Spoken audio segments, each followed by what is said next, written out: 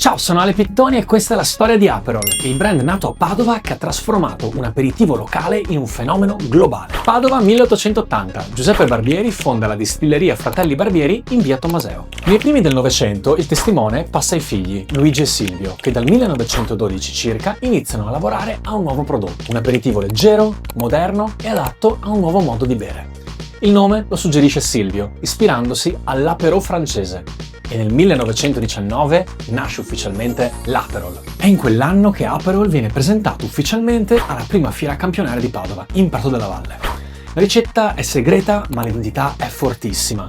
Colore arancio intenso, gusto dolce amaro, bassa gradazione, agrumi, radici, rabarbaro, china, genziana ed erbe aromatiche. Aperol nasce per il momento dell'aperitivo. Ma manca ancora qualcosa. Negli anni 20 e 30 arrivano infatti manifesti, pubblicità, campagne, rivolte anche alle donne. Nel dopoguerra i bar tornano a riempirsi e Aperol comincia a uscire da Padova, fino all'incontro con un altro rito veneto, lo spritz.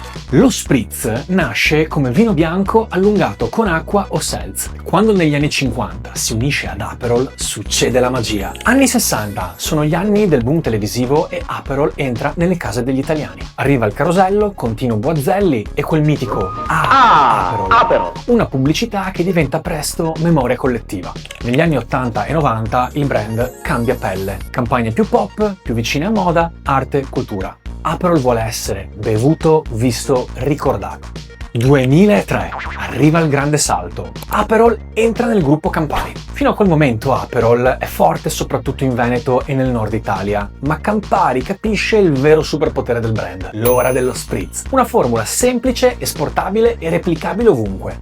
Aperol, prosecco, soda, ghiaccio, fetta d'arancia. Campari porta Aperol nei bar giusti, forma i bartender, costruisce eventi, contenuti social e campagne internazionali. Aperol diventa perfetto per l'era Instagram.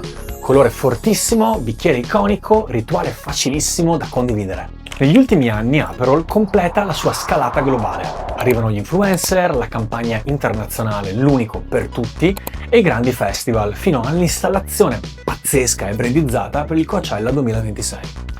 I numeri raccontano la trasformazione. Nel 2003, quando Campari acquisisce Aperol, il marchio ha un giro d'affari ancora molto regionale. Oggi invece vale circa un quarto delle vendite totali di un gruppo che nel 2025 ha superato i 3 miliardi di euro di ricavi. Da Prato della Valle ai rooftop di New York, dai baccari veneti ai festival internazionali. Dai, serve davvero che ve lo dica? Aperol è a tutti gli effetti una Veneto icon.